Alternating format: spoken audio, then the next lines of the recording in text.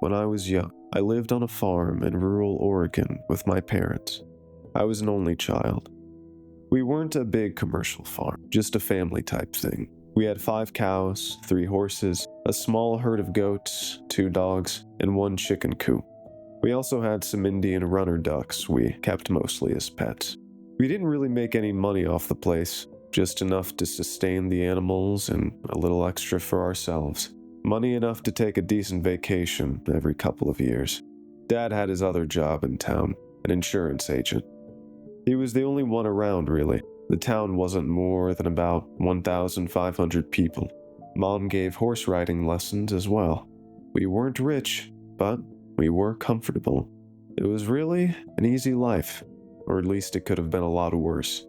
I went to school, Dad went to work, Mom took care of the animals. Then we all had dinner together every night, and I would go to bed while Mom and Dad had a beer or two and watched the news.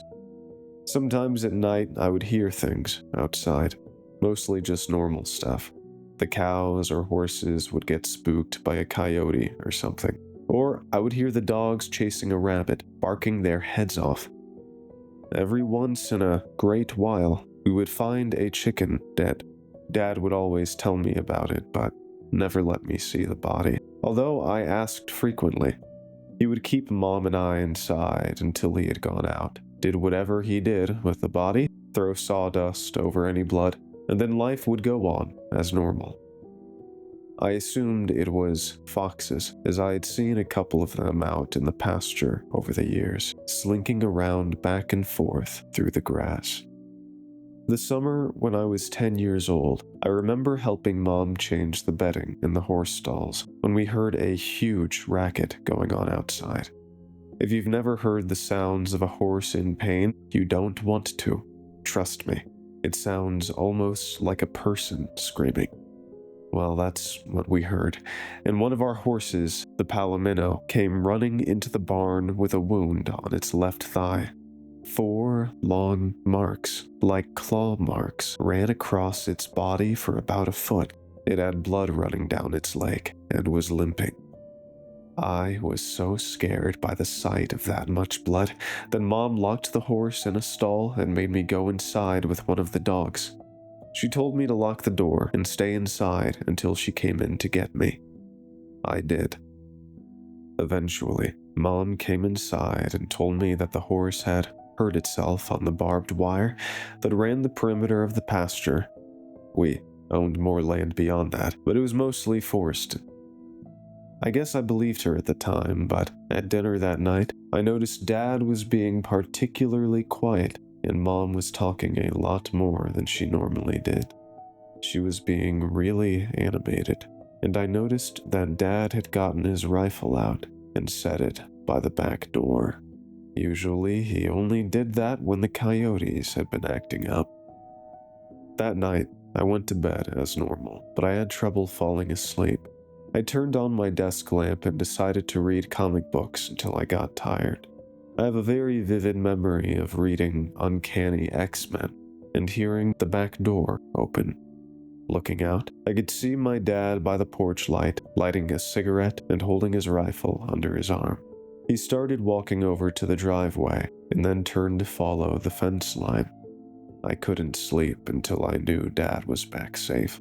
I kept coming downstairs with the excuse of getting water to see if Dad was back in the house yet, and each time all I saw was Mom sitting on the couch in the living room, staring at a blank TV screen and looking worried, sighing occasionally. Eventually, about 4 in the morning, I think, Dad did come back, and I was so tired and relieved that I fell asleep as soon as I knew he was home. He never told me what he did that night, but I never thought to ask. 2 months later, I was back in school. It rains a lot in Oregon in the fall, and this day was no different. All I could hear from my bedroom was rain hitting the ground and the aluminum roof of the chicken coop. There was light thunder in the distance, but it was slowly getting closer. I thought I had heard a coyote yapping out around the garage, or it could have been one of the dogs. I looked out, straining my eyes to see whatever there may have been. In a brief and distant lightning flash, I saw something. It looked almost like a person, but hunched over and with a long torso. It was tall, taller than Dad. It was a good 6'4" at least. I just barely caught a glimpse of it on the near side of the garage. Then the light faded, and I didn't see it again that night. There was another dead chicken the next morning, the third in just as many weeks.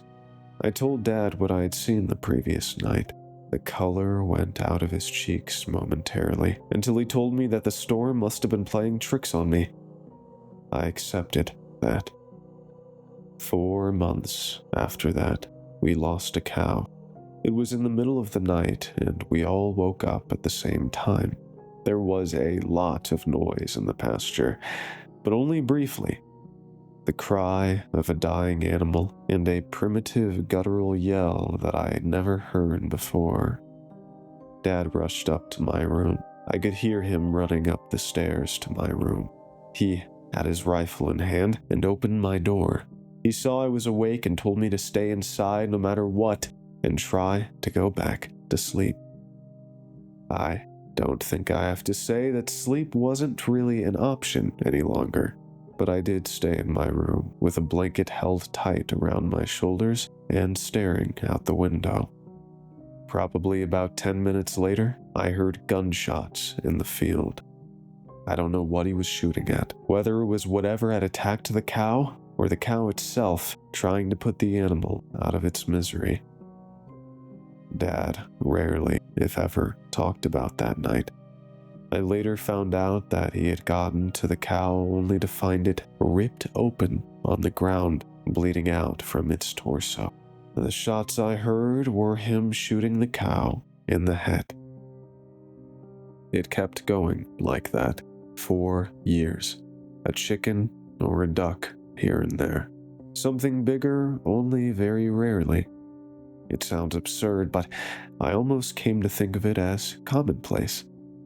I only ever caught glimpses of the thing until what comes next. It terrified me.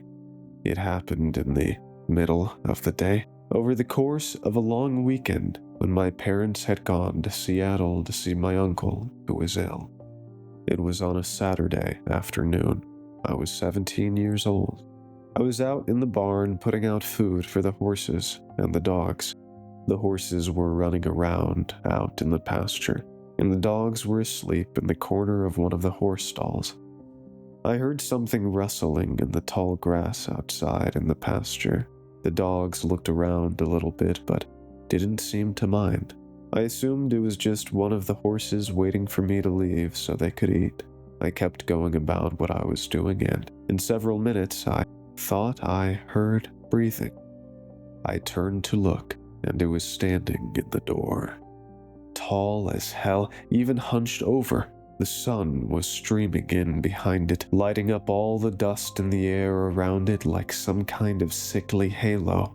It was looking at me, considering me. Maybe it was trying to decide whether or not I was food. I remember swearing, turning, and running as fast as I could for the house, not even thinking, panic causing my legs to move.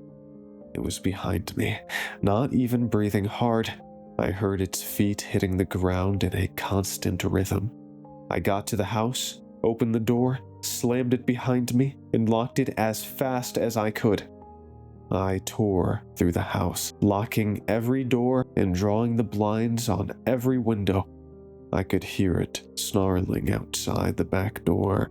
The dogs were barking at it, but they wouldn't try to attack the thing. It was too big, and they knew it. It roared at the dogs, and they ran off, probably to hide in the pasture. I went to my parents' bedroom and got Dad's rifle. I loaded it, set up a chair in the living room facing the back door, and waited.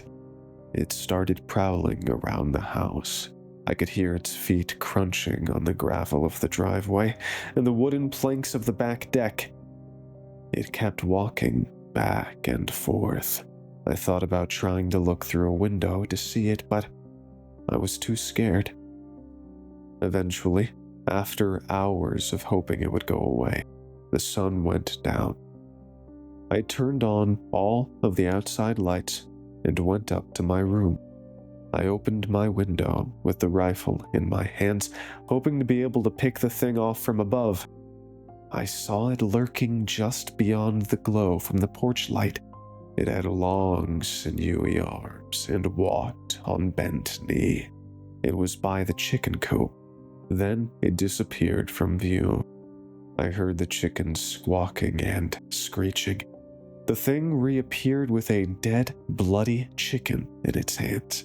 It bit off one of the wings with jaws that were dripping with slime and drool, and let the dead bird drop to the ground at its feet. Then it looked at me. Its eyes made contact with my eyes. It turned away again back to the chickens. It came back with another bird, mutilated it in front of me, and dropped it. It went back again and again. I should have taken a shot at it, but I was astounded and confused, trying to figure out what it was doing. Then it hit me. It was a show of power. It was showing me that it was stronger than me, that it could do whatever it wanted to do, because I couldn't stop it. At the same time, I felt powerless and sickened. Powerless because what it was saying was true. If it was just that thing in me, I wouldn't stand a chance. Sickened because I realized what kind of intelligence it would need to be able to convey that message. The thought shook me out of my stupor, and I remembered the rifle at my side. It was heading back to the chickens, and I decided that when it came back, I would take my shot. It strode back to the porch, almost arrogant, walking on bended knee with those arms so long that the chicken was nearly dragging on the ground. I raised the rifle up to my eye and tried to steady myself. My heart was beating so hard. I could see the rifle shaking ever so slightly in rhythm with each heartbeat. I could hear pounding in my own ears. It raised the body to its mouth, and just as it was about to put the chicken's head inside, I squeezed the trigger. The crack of the gun echoed in the now shattered quiet of the nighttime standoff, and I heard it howl. A painful, loud, startled howl. I had hit it on the outside of the shoulder. It ran off into the night. I never saw it again. It was still out there, though. It still killed chickens and other things more often than before.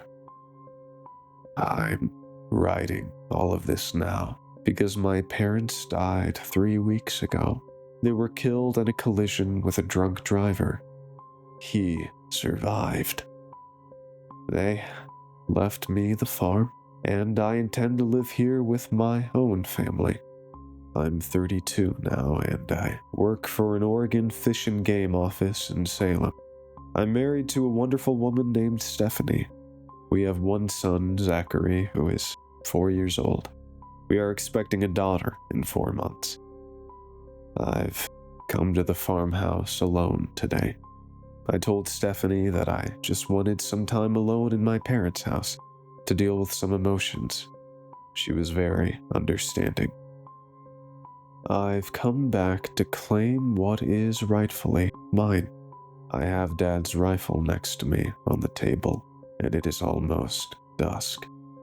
I've also brought several portable halogen lights to set up around the house, and my own shotgun.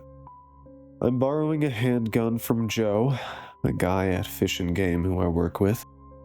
When I'm done typing this account of my memories, I will print it out and leave it on the dining room table, along with my wedding ring and my key to the safe deposit box where my will is kept. Everything is loaded and ready.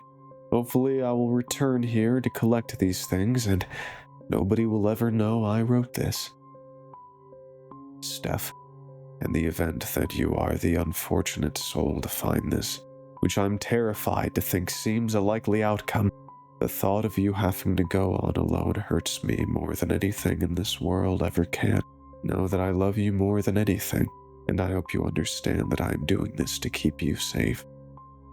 Zachary, I love you and can only hope you grow up to be a good, kind-hearted, and strong man like your grandfather was.